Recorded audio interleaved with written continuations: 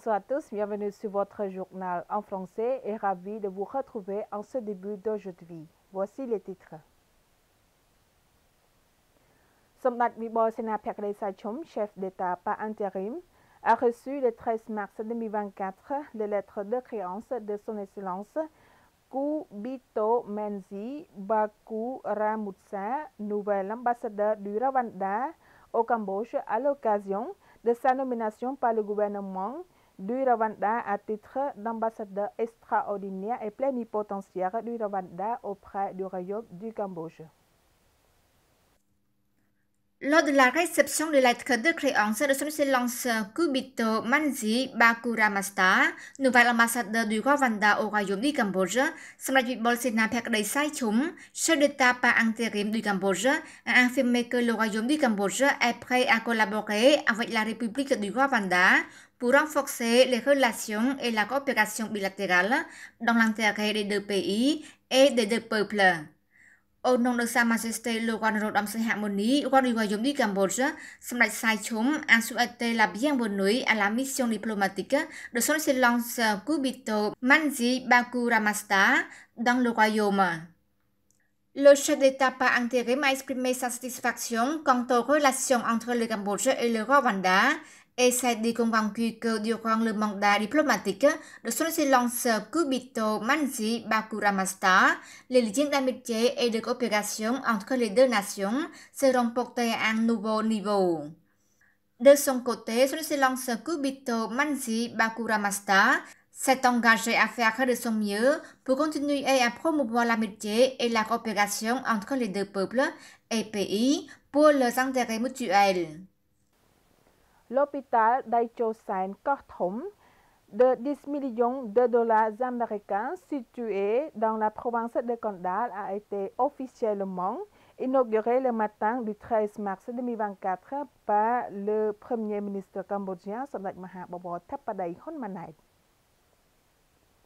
L'hôpital Daicho San Korthom est situé le long de la Nationale 21 dans le village de Kampong Spai Kraum, commune de Prekthmei, district de Korthom, province de Kondal. Lors de la cérémonie d'inauguration, Samdech Mahabobor Theppaday Honmanait, Premier ministre du Royaume du Cambodge, a souligné que cet hôpital nouvellement construit est l'un des hôpitaux régionaux du Cambodge.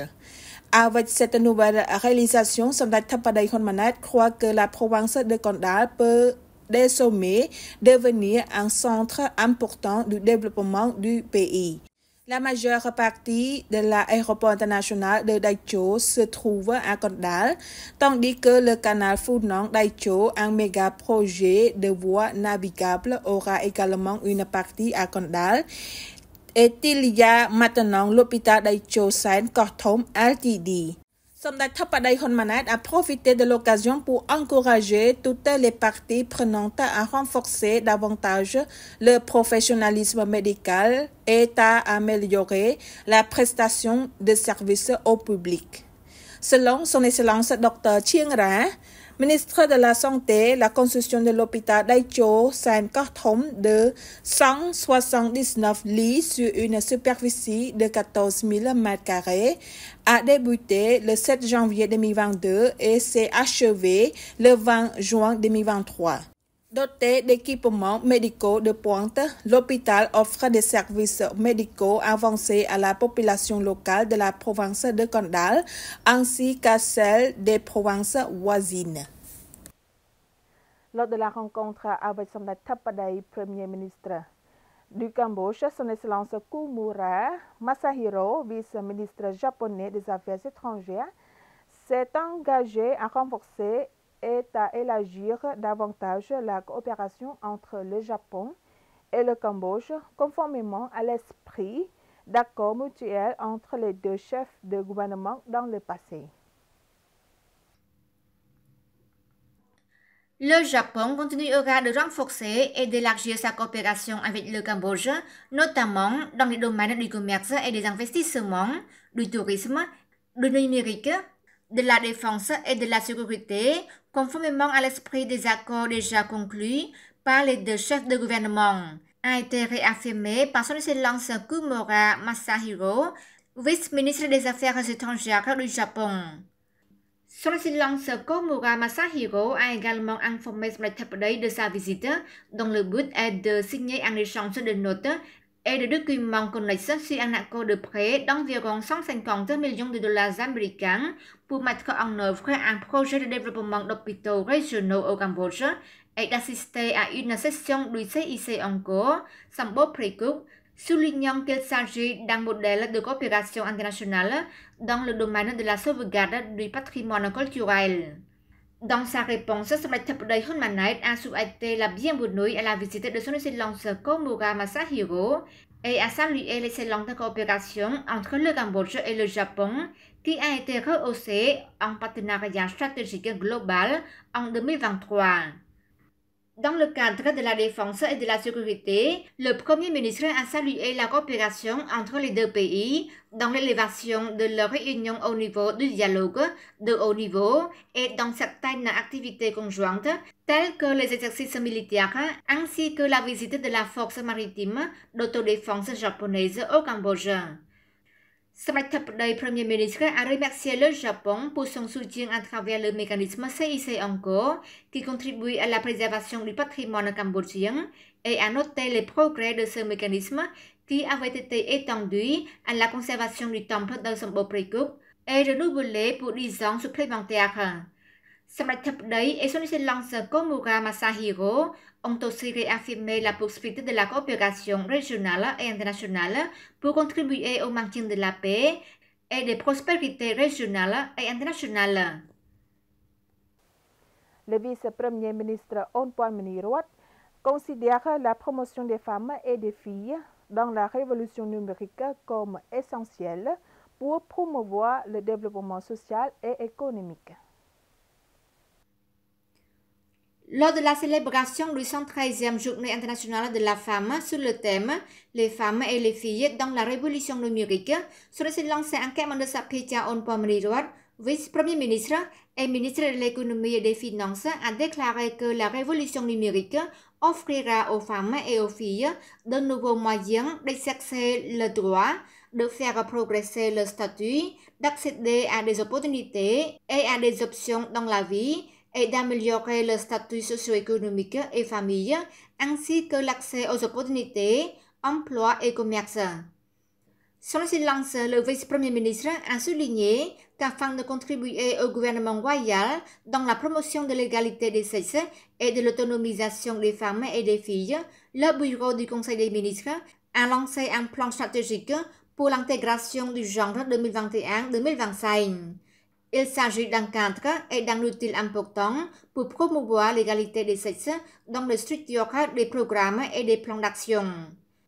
Par ailleurs, afin de promouvoir la participation des femmes dans le domaine de la technologie, le gouvernement royal, 7e législature de l'Assemblée nationale, a mis en œuvre des mesures pour établir des programmes visant à soutenir la participation des femmes dans le secteur numérique sous toutes formes et moyens, comme défini dans le cadre de la politique d'économie et de société numérique du Cambodge 2021-2035 et a lancé des activités visant à promouvoir la formation au leadership numérique,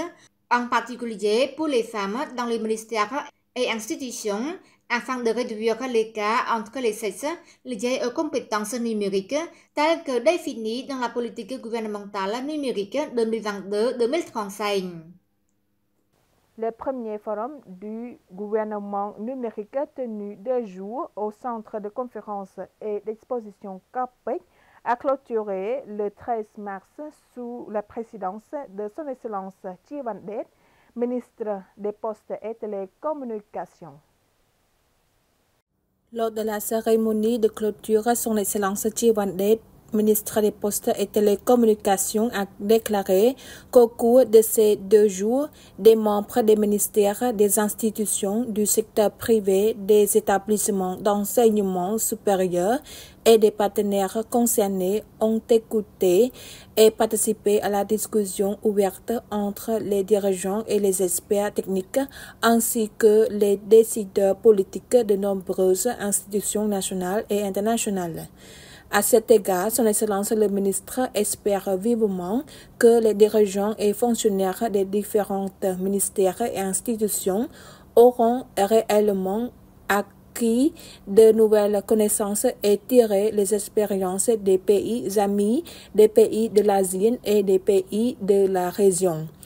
Lors du forum, 118 ministères et institutions nationaux et internationaux ont exposé leur réalisation. Son Excellence Thierry Vandé a exprimé sa profonde gratitude aux distingués invités, facilitateurs et conférenciers nationaux et internationaux qui ont participé au forum pour partager de bonnes expériences, échanger des idées et présenter la réalisation de leurs institutions respectives. Cette participation a rendu le forum et l'exposition du gouvernement numérique de 2 jours plus vivants et de bonnes leçons à prendre en compte pour le Cambodge et les représentants d'autres pays dans leur révolution numérique, économique et sociale. Son Excellence le ministre a également félicité et apprécié les dirigeants et les responsables concernés du ministère des Postes et Télécommunications et du secrétariat général du comité du gouvernement numérique pour leurs efforts dans l'organisation du forum sur le gouvernement numérique qui s'est déroulé avec succès. Au total, le forum du gouvernement numérique et l'exposition de 2 jours ont rassemblé 5000 invités, dont environ 30% de femmes. Son Excellence Annette Petra, ministre de l'Information, a présidé le 13 mars la sensibilisation de la mise en œuvre du système de sécurité sociale pour les soins de santé aux fonctionnaires du ministère de l'Information.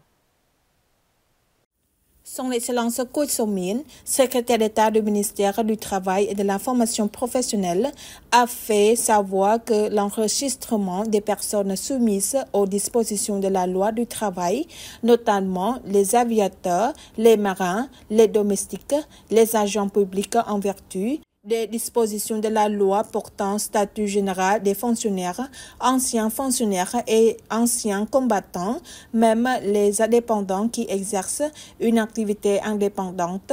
en tant qu'agents publics peuvent également inscrire pour devenir membres du système de sécurité sociale afin de bénéficier d'une protection sociale. Il a ajouté qu'à l'heure actuelle, des millions de membres de ce système, parmi eux, des 1000 fonctionnaires et agents contractuels du ministère de l'Information possèdent la carte du système de sécurité sociale. Pour bénéficier du système de sécurité sociale, des programmes de soins de santé, de risques professionnels et de prestations en espèces pour les femmes fonctionnaires.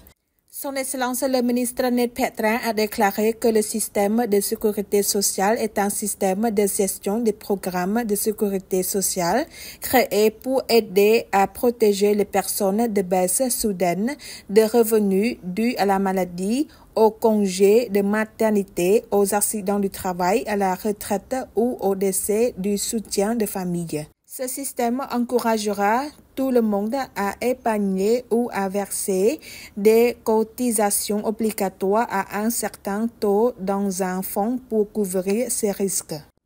En outre, les personnes pauvres et les familles vulnérables sont également prises en compte grâce à la mise en œuvre de programmes d'assistance sociale sous forme d'argent liquide, de fournitures, des dons alimentaires